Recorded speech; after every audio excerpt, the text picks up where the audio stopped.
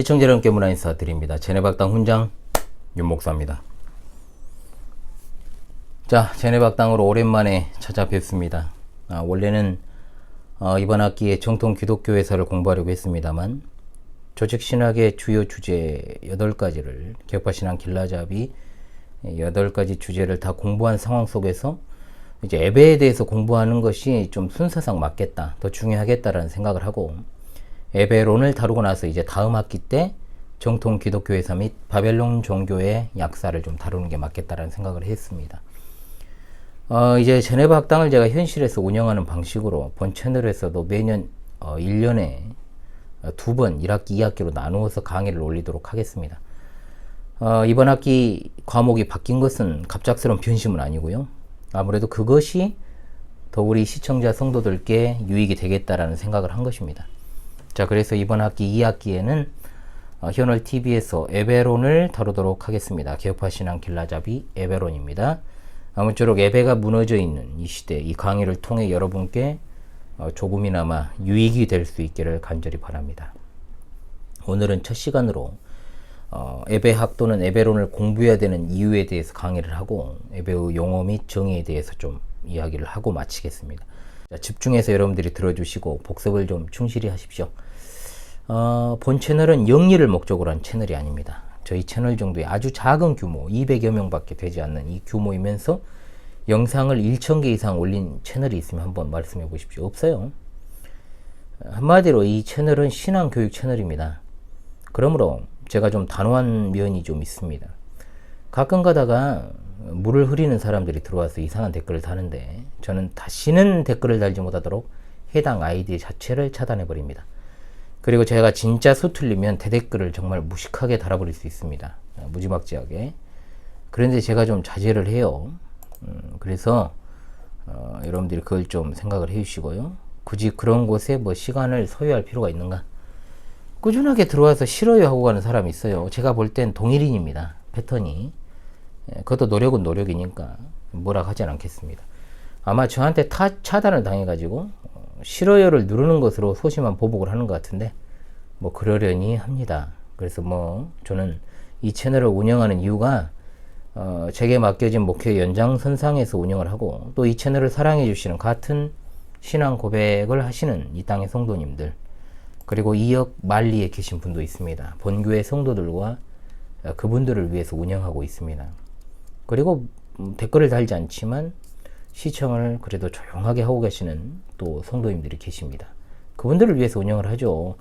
그러므로 어디 신앙교육방송 채널에 와가지고 함부로 감나라 배나라 하지 마시기 바랍니다. 다시 이야기하는 겁니다.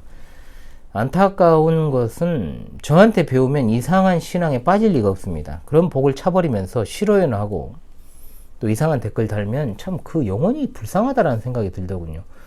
제가 뛰어난 게 아니고요. 적어도 제가 정신이 오락가락해지는 약을 먹지 않는 한 제 입술에서 역사적 정통 기독교회가 고백해오지 않은 이상한 사상이나 가치관을 이야기할 일이 없다는 겁니다. 자부합니다.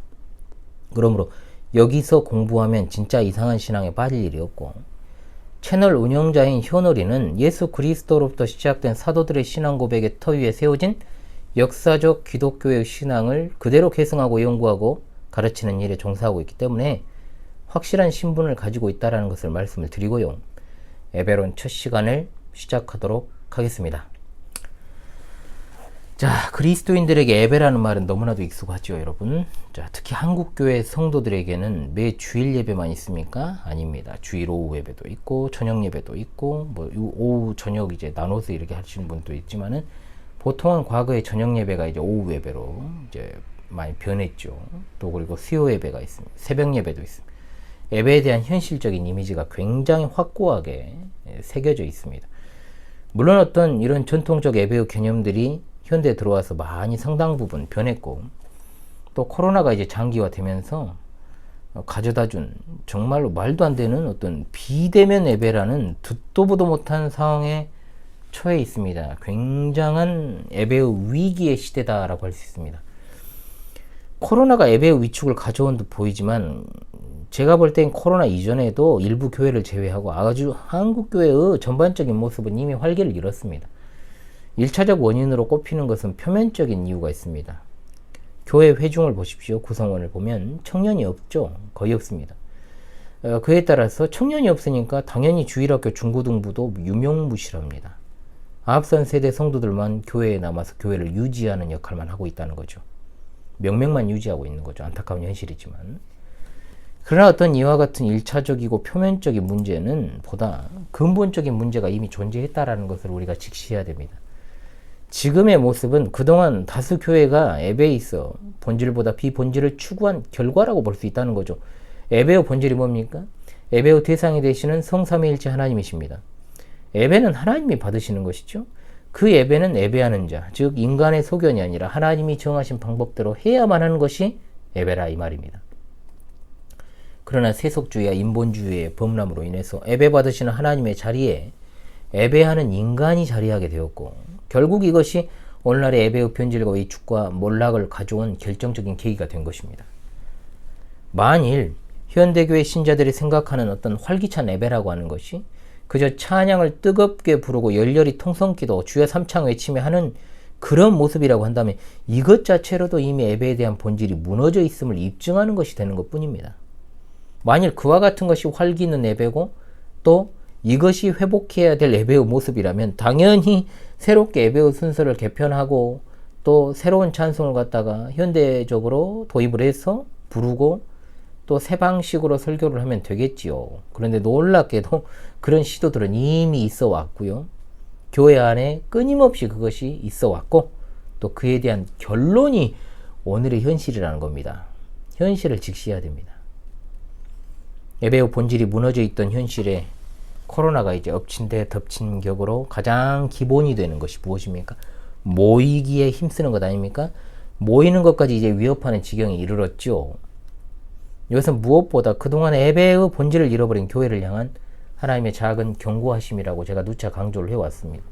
그동안 교회에 속한 신자들이 매주 주일 예배를 비롯해서 여러 예배를 형식적으로 계속 해오기는 했지만 예배가 뭔지 또 예배의 본질이 뭔지 참된 예배란 무엇인지에 대해서 그야말로 예배자로서의 가장 기본적인 이 지식적 측면을 외면한 결과가 오늘의 현실일 수도 있다는 겁니다. 물론 저는 현실이라고 봅니다. 여러 가지 이유가 있지만요. 그래서 근본학기 제네박당에서 다룰 개혁파 신앙 길라잡이 주제가 예배론인 것은 예배의 본질이 무너져 있고 또 위협받는 시대에 참으로 시의적절한 강의가 될 것이다. 이미 이제 제가 이것은 한참 전에 강의를 했습니다만은 그리고 또 한참 전에 신앙 수련회를 제가 인도하면서 참된 예배란 무엇인가를 주제로 강의를 했습니다. 이것을 갖다가 한 학기 과정으로 이제 다루고자 하는 것은 실천적 학문에 해당하는 예배에 대한 바른 지식과 또 개념을 함양해서 예배의 본질을 회복하고자 함이고 또 참된 예배를 통해서 참된 예배자로서 누리는 기쁨을 회복하는 것에 있습니다. 우리 주님께서 반드시 이 은혜를 이번 수업을 통해서 주시기를 소망합니다. 자, 오늘은 참된 예배의 원리에 있어서 예배의 기본 개념과 용어 정의를 좀 하는 시간으로 첫 시간을 보내도록 하겠습니다. 집중하여 주시기를 바랍니다. 자, 먼저 제1장은 참된 예배의 원리입니다. 예배의 기본 개념 및 용어 정의를 좀 하죠. 자, 예배는 한자어입니다. 애도래자 또는 애절애자라고 불리는 애와 그리고 배는 어떤 배입니까? 절배자 또는 감사배자로 이루어져 있습니다. 배입니다. 풀이하면 애를 갖추어 절하다라는 뜻입니다. 또는 감사하다라는 것입니다. 기본적으로 몸을 굽히는 행위가 포함이 됩니다. 우리 민족에게 절이라는 개념은 신체적인 행위가 주를 이룹니다. 그렇죠? 만약 예배를 우리가 이해하는 절의 개념으로 생각하면 당연히 예배의 주체는 절하는 사람입니다. 즉 절을 받는 이에 대한 인식은 여기에 들어있지 않는 거죠. 따라서 예배의 용어를 통해서 정의를 하겠습니다만 절이라고 하면 예배를 본다는 말보다는 드린다는 표현을 쓰는 게 맞습니다. 그렇죠? 그러나 그리스도교 예배는 다른 종교와 달리 절이라는 행위가 포함되어 있지 않습니다. 따라서 그리스도교가 사용하는 예배라는 말은 절하는 행위가 아닌 예배하는 대상을 경외하는 표현으로 쓰인다라고 보시면 되겠습니다. 이런 차원에서 예배를 드린다는 말이 맞겠지만 성경적인 어떤 예배의 원리를 다 담지는 못하지요. 왜냐하면 성경적인 예배의 개념에는 하나님의 이름에 합당한 영광을 돌리는 것뿐만 아니라 하나님께서 목사를 통해 예배자를 섬겨주시고 도와주시는 측면이 분명 들어있기 때문입니다. 특별히 이것이 가장 나타나는 것이 성례전에 있어서의 성찬이죠. 성찬은 분명 예배에 참석한 자들이 목사의 섬김을 통해서 서빙이죠.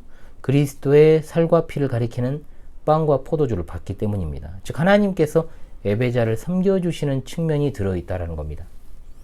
분명 예배라는 용어는 제가 전에도 말씀드렸습니다만 그리스도교가 가진 이 예배의 의미를 정확하게 담아내는 것에 한계가 있습니다. 왜냐하면 섬김의 측면에서 봤을 때 예배는 일방적이지가 않습니다. 양방향이죠. 하나님께서 예배자를 섬기시는 것이 있습니다. 강서를 통해 섬기시고 강복을 통해서 복을 내려주십니다. 또 우리가 예배자로서 섬기는 것이 있습니다. 찬양과 기도와 또 헌상이 그 예입니다. 자, 이것이 이중적으로 나타나는 것이 예배의 현장이기 때문이죠. 그러므로 이런 어떤 이중적 섬김의 개념은 그리스도교 예배의 본질이 어떤 것인지를 잘 드러내고 있습니다. 예배의 본질은 바로 예배를 받으시는 하나님과 예배하는 성도의 상호 교제입니다. 하나님께서는 목사의 강서를 통해서 성도에게 말씀하시고 성도는 기도와 찬송을 통해 하나님께 말씀을 드리는 겁니다. 결국 하나님의 말씀이 하나님과 성도를 연결하는 것이죠. 그래서 하나님과 사람 사이의 유일한 중보자가 되시는 말씀이 되시는 예수 그리스도를 통해서만 예배가 가능하고 예수 그리스도 없는 예배는 이교도의 예배가 되는 것이죠. 그러므로 우리는 예배의 주체가 분명 예배하는 사람이지만 예배 자체가 하나님께서 하시는 일로 인식을 하는 것이 중요하다는 겁니다. 즉 하나님께서 하시는 이 일을 인간이 받아들일 때 예배가 완성된다라는 겁니다. 따라서 궁극적인 예배는 하나님이 중심이 되시며 하나님이 주체가 되신다는 사실을 잊어서는 안 됩니다. 자, 그렇다면 예배의 용어에 대해서 좀 살피겠습니다. 신앙과 신학의 어떤 주제이든지 간에 용어 정리를 잘해야 된다고 했습니다. 예배도 마찬가지입니다. 앞에서 제가 말씀드린 예배라는 용어에 대해 정확하게 정의하고 또 올바른 용례를 선택해서 사용하는 것이 중요하죠. 일반적으로 한국교회 신자들은 예배에 대해서 몇 가지 용어를 쓰고 있습니다. 보통은 예배를 드린다 가장 보편적으로 쓰이고 또 예배를 본다는 말도 많이 하고 예배를 하다는 등의 표현입니다. 그 중에서 예배 드린다는 표현이 압도적이고요. 예배보다도 상당히 못지않게 많고 예배한다는 말은 사실 많이 사용하지는 않습니다. 자주 사용되는 이 세 가지 표현을 좀 우리가 상세하게 살펴볼 필요가 있습니다. 가장 먼저는 예배를 드린다는 표현입니다. 자, 드린다. 자, 드리다는 말입니다. 즉 주다는 말의 높임말이죠. 부모님께 선물을 드린다 그럽니다. 카네이션을 달아 드립니다. 신에게 정성을 드립니다. 치성을 드립니다. 보통 신에게 제사를 드린다, 하늘의 제사를 드린다 이렇게 사용되는 말이죠. 구약시대에는 희생제물을 번제단에서 태워 드렸습니다. 그래서 번제를 드린다라고 표현한 겁니다. 이 표현은 분명 구약시대 제사에는 적합한 표현일 수 있어도 신약시대의 예배를 담기에는 썩 적합하지 않은 표현이다. 그리고 두 번째, 예배를 본다는 표현입니다. 드린다는 표현 못지않게 지금도 예배 보러 간다는 말을 많이 사용하지요. 말 그대로 보다라고 하는 것은 눈으로 사물을 관찰하는 것, 영화를 보다, 맛을 보다. 기본적으로는 시각적으로 무엇을 관찰하거나 보는 것을 말합니다. 물론 보다는 말은 할 일을 한다는 의미로도 사용이 됩니다. 가령 예를 들어서 사무일을 보다, 결혼식 주례를 보다, 사회를 보다 이런 등등의 용어가 있지요. 예배는 그런 측면에서 이제 사용되는 말이라고 볼 수 있을 것입니다. 그러나 예배에 보다는 말을 사용하게 되면 실제로 예배를 두 눈으로 관찰하는 행위와 맞물려 사용될 여지가 많고 실제로도 그런 경향을 띠고 있기 때문에 적절한 표현이라고 볼 수 없습니다. 놀랍게도 앞으로 다룰 주제입니다만은 현대의 타락한 예배는 시각적 효과를 극대화시킴으로 인해서 언제부터인가 사실상 보는 예배가 되었다는 것에 주목할 필요가 있습니다. 그리고 세 번째, 예배를 하다는 표현입니다. 사도들의 신앙과 전통을 계승한 역사적 정통 기독교의 문헌은 예배를 하다라고 표현했습니다. 이런 이유로 한글 성경은 예배한다, 예배하고, 예배하는, 예배하러, 예배할, 예배하고, 경배하고, 절하고, 절하니 등으로 이제 표현을 하고 있습니다. 이것이 가장 적절하고 올바른 표현입니다. 자, 그렇다면 신구약 성경에 나오는 예배의 용어에 대해서 좀 살필 필요가 있습니다. 자, 먼저 구약의 용어로 보는 예배의 의미입니다. 구약 성경에서 예배한다는 말로 사용된 대표적인 동사가 두 개가 있습니다. 첫 번째 용어는 히브리어로 샤하입니다. 이 말은 굽히다, 엎드린다, 따른다, 경배한다, 엎드려 절하다, 몸을 땅에 굽혀 절하다는 뜻입니다. 구약성경 약 172회 정도가 나옵니다. 이 단어가 적용된 말씀들을 몇 가지 살펴보면 역대하 29장 30절 히스기야 왕이 귀인들과 더불어 레위 사람을 명령하여 다윗과 선견자 아삽의 시로 여호와를 찬송하게 하며 그들이 즐거움으로 찬송하고 몸을 굽혀 예배하니라. 욥기 1장 20절 욥이 일어나 겉옷을 찢고 머리털을 밀고 땅에 엎드려 예배하며. 자, 이것을 통해서 구약의 예배는 보이는 세계와 보이지 않는 세계를 창조하시고 보존하시고 다스리시며 전능하시며 또 무소부지하신 성삼위일체의 어떤 절대적인 하나님 앞에 두렵고 떨리는 마음으로 완전하게 복종하는 것이다 라는 것이 부각이 되고 있죠. 두 번째 용어는 히브리 아바드입니다. 섬기다, 시중들다, 일하다, 봉사하다. 구약성경 약 390회 정도 나오는 단어입니다. 이 단어가 사용되어진 말씀 몇 가지는 이사야 19장 21절 여호와께서 자기를 애굽에 알게 하시리니 그날의 애굽이 여호와를 알고 제물과 예물을 그에게 드리고 경배할 것이요 여호와께 서원하고 그대로 행하리라. 에레미야 44장 3절 이는 그들이 자기나 너희나 너희 조상들이 알지 못하는 다른 신들에게 나아가 분향하여 섬겨서 나의 노여움을 일으킨 악행으로 말미암음이라. 이 두 히브리어의 경배라는 말과 섬긴다는 말이 공통적으로 보이고 있습니다. 그런데 히브리어 아바드가 명사형으로 사용되면 에베드입니다. 그 뜻은 종이나 노예를 뜻하는 겁니다. 구약 성경 이런 표현들은 이 세상에 존재하는 모든 인간이 하나님 앞에서 자신의 자아를 버리고 전적으로 하나님의 뜻에 따라 섬기고 살아가는 존재여야 된다는 것을 보여주죠. 다시 말해서 구약의 예배는 나를 버리고 오직 하나님의 뜻을 따라 사는 행위인 것입니다. 성도는 거룩하신 하나님의 종이라는 것을 기억하십시오. 자, 신약의 용어로 본 예배의 의미입니다. 신약에서 예배를 가리키는 용어로 사용된 것은 대표적으로 세 가지입니다. 첫 번째는 라트리오입니다. 이 단어는 섬기다, 봉사하다, 받들다, 경의를 포하다, 예배하다는 단어입니다. 헬라어 라트리스, 고용된 하인을 가리키는 말에서 유래했습니다. 이 말은 고용되어서 임금을 받기 위해 일하는 경우를 뜻하는 단어입니다. 즉 노예로서 일하는 것이 아니라 임금을 받기 위해 자발적으로 일하는 경우. 그래서 성경에서 이 단어가 사용될 때는 세속적 임금을 받기 위해 일하는 것으로 사용되지 않았고 모두 하나님과 관계가 있는 예배와 관련되어 사용됩니다. 이 단어가 사용된 대표적인 말씀은 누가복음 2장 37절 과부가 되고 84세가 되었더라. 이 사람이 성전을 떠나지 아니하고 주야로 금식하며 기도함으로 섬기더니 안나 선지자에 대한 내용이죠. 요한계시록 7장 15절입니다. 그러므로 그들이 하나님의 보좌 앞에 있고 또 그의 성전에서 밤낮 하나님을 섬김에 보좌에 앉으신 이가 그들 위해 장막을 치시리니. 히브리서 12장 8절입니다. 그러므로 우리가 흔들리지 않는 나라를 받았은즉 은혜를 받자 이로 말미암아 경건함과 두려움으로 하나님을 기쁘시게 섬길지니. 아멘. 자, 두 번째 용어는 헬라어 레이툴게오입니다. 레이툴게오.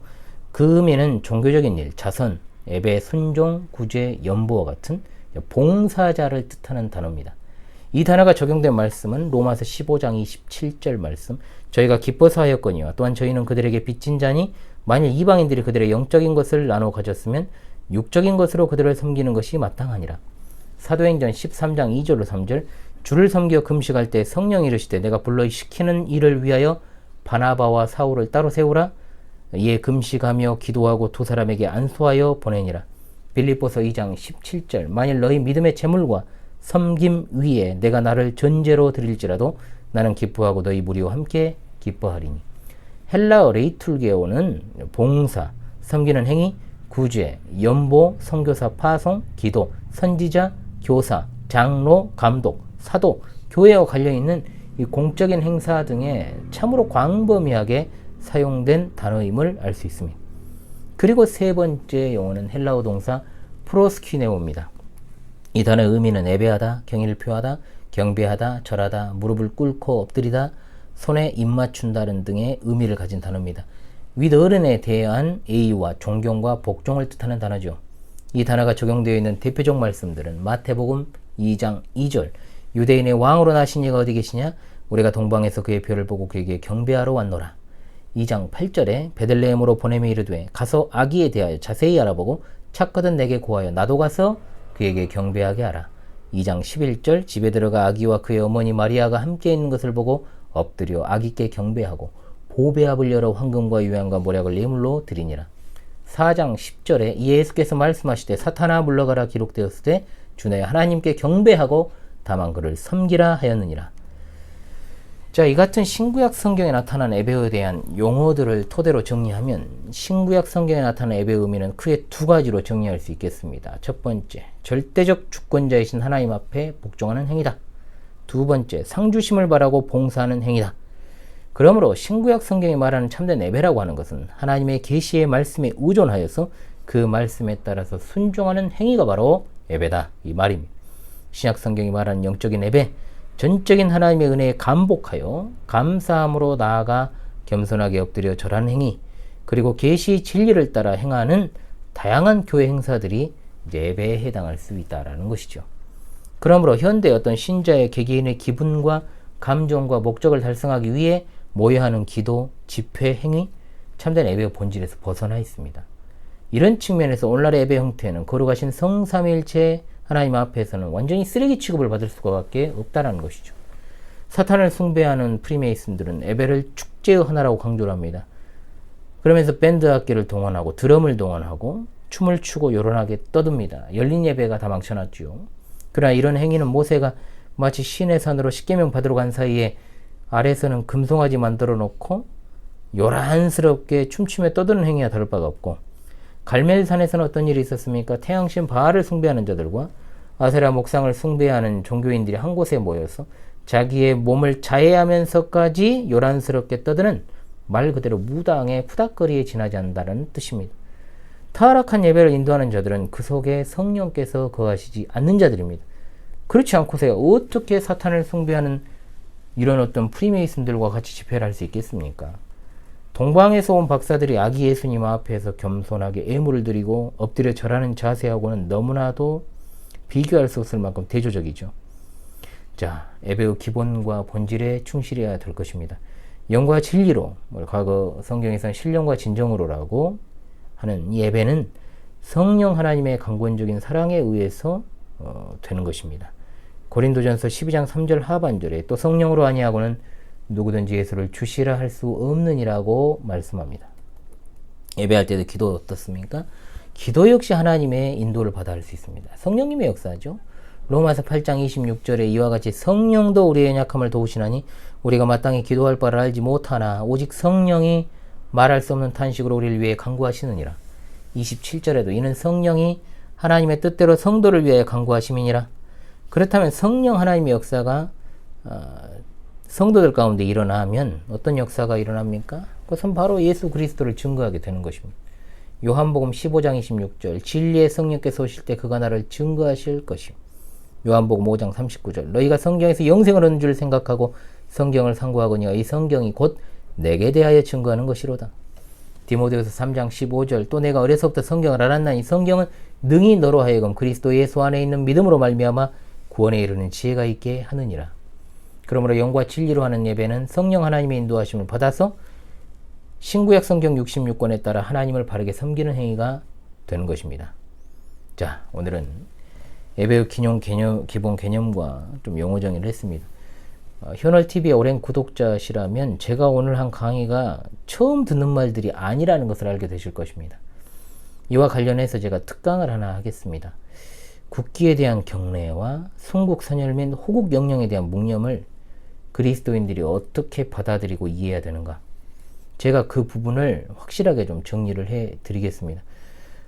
저는 그 문제를 초등학생 때부터 고민을 했어요. 그랬던 부분이기 때문에 정확하게 말씀을 드릴 수가 있습니다. 다음 시간에 그 부분을 제가 다루고요. 그 시간이 좀 짧으면 다음 강의를 진행하고 특강을 다루든지요. 길게 되면 그냥 특강만 하고 그 다음 주에 강의를 이어나가도록 그렇게 하겠습니다. 여러분, 첫 시간 좀 길었죠? 지금까지 제네박당 훈장 윤목사였습니다. 감사합니다.